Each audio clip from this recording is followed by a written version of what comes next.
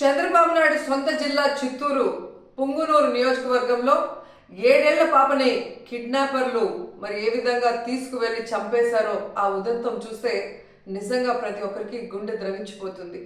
ఆడపిల్లలున్న తల్లిదండ్రులకైతే పిల్లల్ని స్కూల్కి పంపించాలంటేనే భయం వేస్తుంది.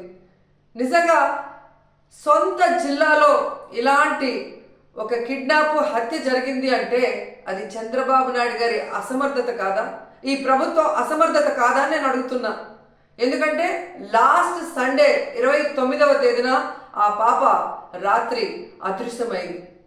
4 రోజులు ఆ చుట్టుపక్కల ప్రాంతాల్లోనే ఉన్నా కూడా పోలీసులు పట్టించుకోలేకపోయారు. ఎందుకంటే వారికి నిర్లక్ష్యం. తల్లిదండ్రులు కంప్లైంట్ ఇచ్చినా పోలీసులు పట్టించుకోకపోవటం వల్ల ఆ అమ్మాయి ఆ ఇంటికి 4 కిలోమీటర్ల దూరంలో ఉన్న సమ్మర్ స్టోరేజ్లో శవమై తేలింది అంటే మరి హోంమంత్రి ఏం చేస్తున్నట్టు, ఈ ముఖ్యమంత్రి ఏం చేస్తున్నట్టు, ఈ డిప్యూటీ ముఖ్యమంత్రి ఏం చేస్తున్నట్టు అని నేను అడుగుతున్నాను. ప్రజల్ని పట్టించుకోరు, ఆడవాళ్ళ భద్రత పట్టించుకోరు, చిన్న బిడ్డల్ని చంపేస్తున్నా కూడా పట్టించుకోరు. అసలు ఈ రాష్ట్రంలో ప్రభుత్వం ఉందా? పోలీసులు ఉన్నారా? అసలు ఏం చేస్తున్నారు వీళ్ళంతా మాకు అర్థం కావట్లేదు. నిజంగా ఈరోజు ఈ రాష్ట్రంలో మీరు చూస్తే ఎంతసేపు పోలీసుల్ని తమ కక్ష సాధింపు చర్యల కోసం, తమ రెడ్ బుక్ రాజ్యాంగంలో ఎవరి పేర్లైతే రాసుకున్నారో వాళ్ళ మీద ఎలా తప్పుడు కేసులు పెట్టాలా, వాళ్ళని ఎలా కొట్టాలా, వాళ్ళు ఏ విధంగా కేసుల్లో ఇరికించాలా అన్న దాని మీదే పోలీసులు ఉపయోగిస్తున్నారు. కానీ ఈ రాష్ట్రంలో మహిళల భద్రత కోసం కానీ, పసిబిడ్డల భద్రత కోసం కానీ, చిన్న బిడ్డల భద్రత కోసం కానీ ఎప్పుడైనా ఉపయోగించారని నేను అడుగుతున్నా. మదనపల్లిలో ఫైల్ కాలితే హెలికాప్టర్లో డీజీపీ గారిని పంపిస్తారు. కానీ ఈ రాష్ట్రంలో ఆడపిల్లల్ని కిడ్నాప్ చేసినా, చంపేసినా, రేప్ చేసినా మట్టు హెలికాప్టర్లలో డీజీపీని పంపి ఆ ఫైళ్లకు ఉన్న విలువ కూడా ఆడపిల్లలకి లేదా మీ ప్రభుత్వంలో? ఈరోజు ఎంత సిగ్గుచేటంటే ముఖ్యమంత్రి గారి సొంత జిల్లా చిత్తూరులోనే ఇలా జరిగిందంటే ఇక రాష్ట్రంలో ఎలాంటి పరిస్థితులు ఉన్నాయో ఒకసారి ఆలోచించండి. మీరే చూసారు, గుడ్లవల్లేరులో 300 మంది ఆడపిల్లలు తమకు అన్యాయం జరుగుతుంది, బాత్రూంలో కెమెరాలు పెట్టారని చెప్పి ఏడిస్తే కూడా వాళ్ళని భయపెట్టి, వాళ్ళని కొట్టి, లీవులు ఇచ్చి వాళ్ళ ఇంటికి పంపించేసి కేసు క్లోజ్ చేశారు. కానీ ఏ రోజైనా హోంమంత్రి కానీ ఆ ప్రభుత్వం నుంచి ఎవరైనా ఒకరు పోయి వాళ్ళ ఆవేదన ఏంటి అని తెలుసుకుని దానికి పరిష్కారం చెప్పారా? ముచ్చుమరిలో 9 ఏళ్ల పాప ముక్కలు చేసి చంపేస్తే ఆ శవాన్ని ఇచ్చేదానికి కూడా మీకు సమర్థత లేదు. ఆ తల్లిదండ్రులు ముఖ్యమంత్రి గారు రావాలి, హోంమంత్రి గారు రావాలి, మా బిడ్డను మాకు ఇవ్వాలి అని చెప్పి అడుగుతుంటే కూడా పట్టించుకోలేదు మీరు. మీకు ఆడవాళ్ళంటే నిర్లక్ష్యం. నిజంగా అదే చంద్రబాబు నాయుడు ఎక్కడైతే నివసిస్తున్నాడో విజయవాడలో లోకేష్ నియోజకవర్గంలో ఒకే రోజులో 24 గంటల్లో 3 మైనర్ బాలికల మీద అఘాయిత్యం జరిగిందంటే ఇంతకన్నా సిగ్గుచెట్టు ఏమైనా ఉందా? పరిపాలించేదానికి చంద్రబాబు నాయుడికి కానీ, హోంమంత్రికి కానీ, లోకేష్కి కానీ అసలు అర్హత ఉందా నేను అడుగుతున్నాను. అసలు హోంమంత్రి గారు అయితే ఆమె పక్క నియోజకవర్గం యలమంచల్ నియోజకవర్గం రాంబిల్లిలో ఒక కుటుంబం, ఒక నేరస్తుడు తమ బిడ్డని బెదిరిస్తున్నాడు, కాపాడండి అని అడిగినా కూడా పట్టించుకోలేదు. ఆ నేరస్తుడు జైల్లో నుంచి బెయిల్ తీసుకొని వచ్చి ఆ అమ్మాయిని చంపేసినా కూడా దిక్కులేని పరిస్థితి. ఇంకెందుకు హోంమంత్రి? హోంమంత్రి ఒక ఆడపిల్ల, ఖచ్చితంగా ఆడవాళ్ళ గురించి తెలుసుకొని ఆడవాళ్ళకి న్యాయం చేస్తుందన్న నమ్మకంలో ఈరోజు ఏ విధంగా మట్టేశారో మనం చూస్తున్నాం.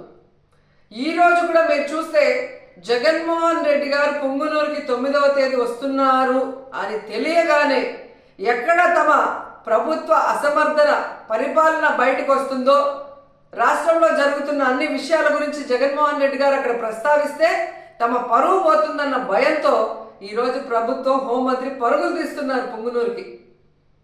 మరి ఎందుకు నీ పక్క నియోజకవర్గంలో నువ్వు వెళ్ళలేదు? ముచ్చిమరికి ఎందుకు వెళ్ళలేదు? గుడ్లవల్లేరుకి ఎందుకు వెళ్ళలేదు? అలాగే లోకేష్ గారి నియోజకవర్గానికి ఎందుకు వెళ్ళలేదు? బాధ్యత లేదా హోంమంత్రికి? బాధ్యత లేదా ముఖ్యమంత్రికి? బాధ్యత లేదా డిప్యూటీ ముఖ్యమంత్రికి? ఇప్పటికైనా జగన్మోహన్ రెడ్డి గారి మీద కక్ష సాధింపుతో ఆయన తీసుకొచ్చిన దిశ యాప్ని, దిశ పోలీస్ స్టేషన్ని, అలాగే మహిళా పోలీసుల్ని నిర్వీర్యం చేయటం కాదు, వాటిని బలోపేతం చేసి మహిళల్ని రక్షించే బాధ్యత తీసుకోండి. ఎందుకంటే ఇంతవరకు ఒక్క క్యాబినెట్లో కూడా మీరు మహిళా భద్రత కోసం చర్చించలేదు, మహిళా భద్రత కోసం ఒక్క జీవం తీసుకురాలేదు, మహిళా భద్రత కోసం ఒక్క వ్యవస్థను కూడా తీసుకురాలేదు. కనీసం ఎప్పుడైనా బుద్ధి తెచ్చుకొని, మిమ్మల్ని కన్నది కూడా ఒక ఆడదే తల్లి, అలాంటి వాళ్ళే ఈ రాష్ట్రంలో ఆడపిల్లలు ఉన్న విషయాన్ని గుర్తించి వాళ్ళని రక్షించే విధంగా మరి దిశ యాప్ని, దిశ పోలీస్ స్టేషన్ని, అలాగే స్పెషల్ కోర్ట్స్ని, మహిళా పోలీసుల్ని బలోపేతం చేయండి. అండ్ ముఖ్యంగా మేము డిమాండ్ చేస్తుంది, పొంగునూరులో 7 ఏళ్ల ఆ పసిబాలికని చంపిన వాళ్ళని వెంటనే అరెస్ట్ చేయాలని కూడా డిమాండ్ చేస్తున్నాం. పొంగునూరు కాన్స్టిట్యున్సీలో, పొంగునూరు టౌన్లో 29వ తారీఖున రాత్రి 7:30 గంటలకి ఒక మైనర్, 6 సంవత్సరాల మైనర్ బాలిక అపహరణకు గురవటం మనందరికీ కూడా తెలుసు. అపహరణకు గురైన వెంటనే సుమారుగా రాత్రి 11 గంటల టైంలో వాళ్ళ ఫాదర్ పోలీస్ స్టేషన్కి వచ్చి కంప్లైంట్ ఇవ్వగా, సుమారుగా ఎస్పీ దగ్గర నుంచి డిఎస్పీ లెవెల్ ఆఫీసర్స్ కానీ, చుట్టుపక్కల సిఐలు, ఎస్ఐలు అందరూ కూడా సుమారుగా 2 రోజులుగా దగ్గర 12 టీములను ఏర్పాటు చేసి ఆ అమ్మాయి, అపహరణకు గురైన అమ్మాయి సజీవంగా దొరకాలి అని చెప్పి చాలా పెద్ద ఎత్తున వాళ్ళందరూ కూడా సెర్చ్ చేయడం మొదలుపెట్టారు, దర్యాప్తు చేయడం మొదలుపెట్టారు, వెతకడం మొదలుపెట్టారు. దురదృష్టవశాత్తు 2వ తారీఖున ఉదయం ఇక్కడ మనకి స్టోరేజ్ ట్యాంక్లోని ఆ అమ్మాయి శవమై తేలటం అన్నది నిజంగా చాలా బాధాకరమైన విషయం. నిజంగా ఒక తల్లిదండ్రులకి తీరని శోకం అది. ఆ తల్లిదండ్రులకే కాదండి, చుట్టుపక్కల ఉన్న వాళ్ళు ఎవరైనా, మానవత్వం ఉన్న వాళ్ళు ఎవరైనా కూడా అటువంటి సంఘటనల్ని మనం ఎట్టి పరిస్థితుల్లోనే సపోర్ట్ చేయాల్సిన అవసరం లేదు. ప్రతి ఒక్కరు కూడా బాధపడే పరిస్థితి ఈరోజు మనకు కనిపించింది. అల్లారు ముద్దుగా పెంచుకున్న 6 సంవత్సరాల పిల్ల బయట ఆడుకుంటా ఉంటే సడన్ గా శవమై తేలి 2 రోజుల తర్వాత ఇంటికి వచ్చిందంటే ఆ తల్లిది కానీ తండ్రి కానీ నిజంగా పడ్డ బాధ వర్ణనాతీతం. అటువంటి సందర్భంలో మేమందరం కూడా, ఎందుకంటే అమ్మాయి సజీవంగా దొరకాలి అని చెప్పి పోలీస్ డిపార్ట్మెంట్ దగ్గర నుంచి ఇక్కడ రాజకీయ నాయకులు కానీ, ఇక్కడ ఇన్ఛార్జి గారు కానీ, లోకల్ మంత్రి గారు కానీ అందరూ కూడా పర్టికులర్ గా డిపార్ట్మెంట్ మీద ప్రెజర్ పెట్టి, డిపార్ట్మెంట్ కూడా ఎన్ని రకాలుగా సపోర్ట్ చేశారంటే, దగ్గర టవర్ డంప్ తీసుకొస్తే 2800 ఫోన్ కాల్స్ టవర్ డంప్ లో దొరికినాయి. ఆ 2800 ఫోన్ కాల్స్ ని కూడా దగ్గర 10 టీములు సపోర్ట్ చేసినాయి. ఎందుకు ఈ విషయాలన్నీ క్లియర్ గా చెప్తున్నానంటే, చాలా ఈజీగా గవర్నమెంట్ మీద ఒక అపవాదం వేయడం బాగా అలవాటు అయిపోయింది. లేదు అనుకుంటే డిపార్ట్మెంట్ మీద ఏదో ఒక రకంగా మాట్లాడడం అలవాటు అయిపోయింది. అపహరణకి గురైంది అని కేసు నమోదు చేసిన మరుక్షణం నుంచి ఆ అమ్మాయి దొరికినంత వరకు కూడా దగ్గర 12 టీములు వర్క్ చేసినాయి, టవర్ డంప్ తీసుకొచ్చారు. వాళ్ళతోనే కాకుండా సామాజిక స్పృహతో ముస్లిం మైనార్టీకి సంబంధించిన మత పెద్దలు కానీ సుమారుగా 100 మందికి పైగా, అదేవిధంగా పొంగునూరులో ఉన్న చాలా మంది పెద్దలందరూ కూడా అన్ని మతాలకు అతీతంగా బయటకు వచ్చి ఆ అమ్మాయి సజీవంగా దొరకాలని చెప్పేసి అందరూ కూడా సెర్చ్ చేయడం మొదలుపెట్టారు, సహకరించారు. దురదృష్టవశాత్తు ఆ అమ్మాయి మనకి సమయం తేలటం నిజంగా చాలా దురదృష్టం. దాన్ని కూడా రాజకీయం చేయడానికి ఈ రోజు బయటకు వచ్చి మాట్లాడే పరిస్థితి. ఆ అమ్మాయి దొరికిన తర్వాత నుంచి నేను కంటిన్యూస్ గా ఎస్పీ గారితో మాట్లాడటం, అఫీషియల్ గా మన సీఎంఓ ఆఫీస్ నుంచి కూడా మాట్లాడటం, మంత్రి గారు కానీ, ఇక్కడ లోకల్ ఇన్ఛార్జి గారు కానీ, ఫరూక్ గారు కానీ అందరూ కూడా కంటిన్యూగా ఏమైంది, ఎంతవరకు వచ్చింది, నిందితులను పట్టుకోవడం అంటే ఆ రోజునే ఇంచుమించుగా ఒక 5-6 తీసుకొచ్చి వాళ్ళందరినీ కూడా దర్యాప్తు చేసి ఈ రోజు ఒక 3 అరెస్టు చూపించే పరిస్థితి ఈ రోజు వచ్చాం. ఎందుకంటే ఇది ఒక మైనార్టీకి సంబంధించిన ఇష్యూ, ముస్లిం మైనార్టీకి సంబంధించిన ఇష్యూ, చాలా సెన్సిటివ్ గా ఉండే ఇష్యూ. ఆ సెన్సిటివ్ గా ఉండే ఇష్యూని కూడా విత్ ఇన్ డేస్ లోని ఛేదించి ఈ రోజు ఎవరైతే నిందితులు ఉన్నారో వాళ్ళందరినీ కూడా 3 అరెస్టు చూపించి ఈ రోజు ఆ అమ్మాయికి న్యాయం జరిగేలా ఈ రోజు పోలీస్ డిపార్ట్మెంట్ కానీ, గవర్నమెంట్ కానీ ముందుకు వస్తా ఉంటే దాన్ని కూడా రాజకీయం చేయడానికి ఈ రోజు వైఎస్ఆర్సీపీ నాయకులు బయటకు వచ్చి వాళ్ళ గురించి మాట్లాడే పరిస్థితి. ఏమంటే ఒక ఆడపిల్లని మామూలుగా అత్యాచారం జరిగిందంటేనే బయటకు వస్తే ఒక మగపిల్లాడు ఏడిపించాడంటేనే ఇంటికి వెళ్ళి అమ్మాయి చెప్పుకోవడానికి కూడా సిగ్గుపడుతుంది, బాధపడుతుంది. ఆ విషయాన్ని బహిర్గతంగా చెప్పడానికి కూడా చాలా మంది కుటుంబాల వాళ్ళు బయటకు రారు. అటువంటి రోజు ఒక ముస్లిం మైనార్టీ బాలిక చనిపోయి ఆ అమ్మాయిని అక్కడ పడేసిన తర్వాత బయటకు వచ్చి వీళ్ళు అత్యాచారం జరిగిందని సాక్షి టీవీలో ఏ రకంగా వాళ్ళు మాట్లాడగలుగుతున్నారండి? అంటే ఒక మైనర్ బాలిక హత్యను కూడా రాజకీయం చేసి ఆ అమ్మాయిని కూడా వీధిలో పెట్టడానికి ప్రయత్నం చేస్తున్నారు. నేను ఇంత మాట్లాడుతున్నాను కానీ బాలికనే మాట్లాడుతున్నాను కానీ అమ్మాయి పేరుని ఎక్కడ కూడా మేము బయట ప్రస్తావించట్లే.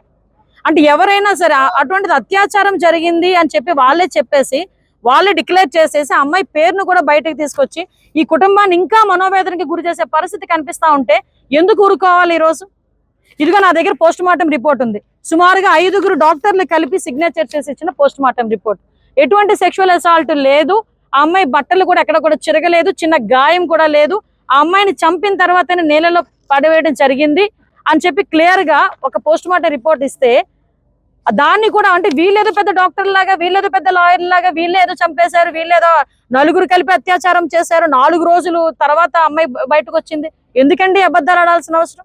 ఒక మైనారిటీకి సంబంధించిన ఒక బాలిక తాలూకా చావును కూడా రాజకీయం చేయడానికి చూస్తున్నారంటే వీళ్ళు ఏ రకంగా ఆలోచించాలో ఒకసారి అర్థం చేసుకోండి. నేను ఒకటే అడుగుతున్నా, నేను వచ్చేటప్పుడు 2-3 ప్రెస్ మీట్లు చూసా. జగన్మోహన్ రెడ్డి వస్తున్నాడు. అరే అయ్యాం రా అయ్యా, నువ్వు వద్దని చెప్పట్లేదు, రాజకీయం చేయమాక.